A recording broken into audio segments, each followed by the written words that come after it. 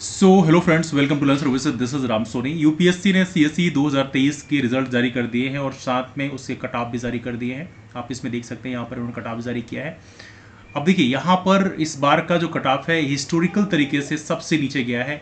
आज तक इतना कम कट ऑफ कभी नहीं गया। आप देखोगे यहाँ पे जनरल कैटेगरी का जो कट ऑफ है वह है 75.41 मार्क्स आउट ऑफ 200। 200 में 75.41 नंबर कट ऑफ गया है। आप सोचिए कितना कम कट ऑफ गया है। इकोनॉमिकली वीकर सेक्शन हो, ओबीसी हो, एससी हो, एसटी हो, हर किसी कट ऑफ जो है काफ़ी कम गया है। लास्ट ईयर की तुलना में यदि आप करो तो जनरल कट ऑफ गया है 88.22 और बाकी कैटेगरीज का भी कट ऑफ जो है रिस्पेक्टिव तरीके से नीचे गया है। लेकिन इस बार का जो कट ऑफ है कंप्लीट सरप्राइज है। हालांकि बहुत सारे कोचिंग इंस्टीट्यूशंस ने जो कट ऑफ प्रोडिक्ट किया था वो कहा था कि 80 से 85 के बीच में होना चाहिए, 80 से 82 के बीच में होना चाहिए, but this is completely big surprise. हालांकि अभी तो प्रॉपर तरीके से आंसर की आएगी, उसमें पता चलेगा कि चूंकि कोचिंग अलग अलग कोचिंग के जो आंसर कीज है उसमें वेरिएशन आता है यूपीएससी के आंसर की के साथ में। लेकिन यहाँ पर आप देखें कट ऑफ बहुत कम गया है। और साथ में यदि आप मेंस की बात करो तो मेंस कट ऑफ में बहुत वेरिएशन नहीं है। लास्ट ईयर कट ऑफ देखो 748 है, इस बार का 741 गया है। बाकी कैटेगरीज का भी 100 एंड 100 है, तो बहुत ज़्यादा वेरिएशन नहीं है। लेकिन प्रीलिम से कट ऑफ में एक ड्रास्टिक चेंज गया है। अब इसकी डिस्कशन किया जा रहा है कि भाई क्या वजह है। तो इसकी दो वजह हम यहाँ एज ऑफ नो डिस्कस कर सकते हैं।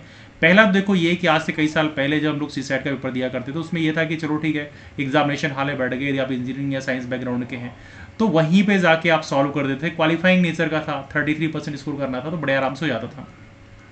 अभी कुछ सालों से यूपीएससी ने पूरा पैटर्न चेंज कर दिया है। सीसैट का पेपर काफ़ी लेंदी बना दिया है। तो यहाँ पर कंडीशन क्या हो गई कि यदि आपने पहले से प्रैक्टिस नहीं करी है तो सीसैट आपको क्वालिफाई ही नहीं हो पा रहा है। मैंने बहुत सारे इंजीनियरिंग बैकग्राउंड के बच्चों को देखा है, वो सीसैट क्वालिफाई नहीं कर पा रहे हैं, बल्कि जीएस में नंबर आ रहे हैं।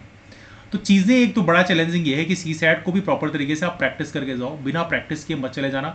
जो उसके इंपॉर्टेंट टॉपिक्स हैं, जो टॉपिक्स एज ऑफ नो वहाँ से क्वेश्चन बार बार पूछे जा रहे हैं, तो उसको आप प्रैक्टिस करके प्रॉपर तरीके से जाओ, तभी जाके सीसैट आपको क्वालिफाई होगा। सेकेंड चीज़, जीएस में भी आप देखो, जीएस में भी एक बड़ा चेंज हमें देखने के लिए मिला है कि इस समय जो पेपर आ रहा है वो उसमें क्या होता है कि एक स्टेटमेंट दिया, उसके बाद फिर यहाँ पे 4 मल्टीपल स्टेटमेंट दिया जाता है। मतलब क्वेश्चन में 4 स्टेटमेंट आ जाएंगे, 1 2 3 4। अब देखो इसमें क्या है कि कोई भी टॉपिक आपने पढ़ा उसमें शुरू के 2 स्टेटमेंट तो आपको लगा कि हाँ ये तो पढ़ा हुआ है, सुना हुआ है, ठीक है। लेकिन उसके बाद तीसरा चौथा जो स्टेटमेंट है उसमें लगता है कि पढ़ा है कि नहीं पढ़ा है, सुना है कि नहीं सुना है, उसमें मिक्सअप हो जाता है और अक्सर गलतियाँ वहाँ से होती हैं। तो यहाँ पे गलतियाँ क्या हो रही हैं कि यहाँ पे किसी भी टॉपिक में जो क्लैरिटी होनी चाहिए आपके पास में वो होना बहुत ज़रूरी है। यदि कोई टॉपिक आपको लगता है कि हाँ ये टॉपिक जो है इंपॉर्टेंट है, मतलब उसके बारे में हल्की सी डिटेलिंग आपको पता होना चाहिए। जैसे प्राइमरी वेव सेकेंडरी वेव का पूछा गया है तो वहाँ पर आपको जो उससे रिलेवेंट इन्फॉर्मेशन है उसके बारे में डिटेलिंग भी आपको हल्की पता होना चाहिए, है ना। यदि आपको बुक में नहीं लिखा हुआ है तो उसको आप हल्का गूगल कर सकते हैं, but you have to make sure that कि एक रिलेवेंट इन्फॉर्मेशन आपके पास में है, तभी जाके उस क्वेश्चन का रिप्लाई आप एग्जाम में कर पाओगे। तो एक प्रकार से कहने का मतलब ये है कि क्लैरिटी होगी तभी जाकर वो 4 स्टेटमेंट को आप वहाँ पर प्रॉपर चेक कर पाओगे कि कौन सा स्टेटमेंट सही है, कौन सा स्टेटमेंट गलत है। This is very important. एक और चीज़ हम लोगों ने जो गलती करी है, जो ध्यान में रखने वाली बात है कि देखो क्या होता है कि जैसे मान लो इस साल कोई क्वेश्चन पूछा गया 2023 वाले में, किसी टॉपिक से डिफिकल्ट क्वेश्चन पूछे गए या आपने एग्जाम दिया, आपसे वहाँ से क्वेश्चन नहीं बने, तो अगले साल आप क्या करोगे, वहीं आप पूरा डूब जाओगे। आपसे हिस्ट्री डिफिकल्ट लगा आपको तो आप हिस्ट्री पढ़ना शुरू कर दिए। पॉलिटी आपने डिफिकल्ट लगा तो पॉलिटी पढ़ना शुरू कर दिया, और बाकी जो टॉपिक्स हैं उसको आपने प्रॉपर तरीके से बैलेंस आउट नहीं किया। तो एग्जामिनेशन के लिए सबसे इंपॉर्टेंट रोल है बैलेंस आउट करना। प्रिपरेशन आपकी बैलेंस्ड होनी चाहिए, तब जाके आपका सिलेक्शन हो पाएगा या आपके उतने नंबर आ पाएंगे। क्या होता है, जैसे मान लो यहाँ पर कुल 5 सब्जेक्ट है, मान लो अब 5 सब्जेक्ट में यूपीएससी मान लो इस साल इस सब्जेक्ट को टारगेट किया है, अगले साल किसी और सब्जेक्ट को टारगेट करके उसको डिफिकल्ट बना देगा।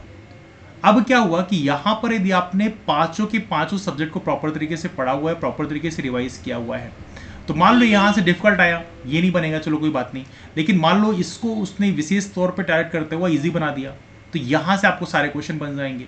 बाकी जो मॉडरेट लेवल है वहां से भी कुछ क्वेश्चन बन जाएंगे, है ना। तो ये चीजें आपको प्रॉपर तरीके से करनी है कि बैलेंस्ड अप्रोच को फॉलो करना है। तो वहां पर जो बहुत डिफिकल्ट क्वेश्चन पूछे जाएंगे वो तो चलो ठीक है, वो किसी से नहीं बनेंगे, लेकिन इजी और मॉडरेट लेवल के जो क्वेश्चन है वहां पर आप अपना स्ट्राइक कर जाओगे, है ना। तो ये बैलेंस्ड अप्रोच थोड़ी फॉलो करिए तो वो आपको हेल्प कर सकता है। चौथी चीज मैं आप लोगों को और भी लास्ट में बोलना चाहूंगा, सो सबसे इंपॉर्टेंट है, एज आप नो हमारे बहुत सारे फ्रेंड्स मॉक्स देते हैं, दुनिया भर के अलग अलग कोचिंग के मॉक हैं और सभी अपनी ऑल इंडिया रैंकिंग देते हैं, दैट्स फाइन। लेकिन यहाँ पे एक गलती हम लोग जो करते हैं, जो देखने वाली बात है, देखो यूपीएससी का अपना एक अलग माइंडसेट होता है। यूपीएससी जब पेपर बनाता है उसका अपना एक अलग माइंडसेट होता है और वो लगभग हर साल वो रिफ्लेक्ट होता है।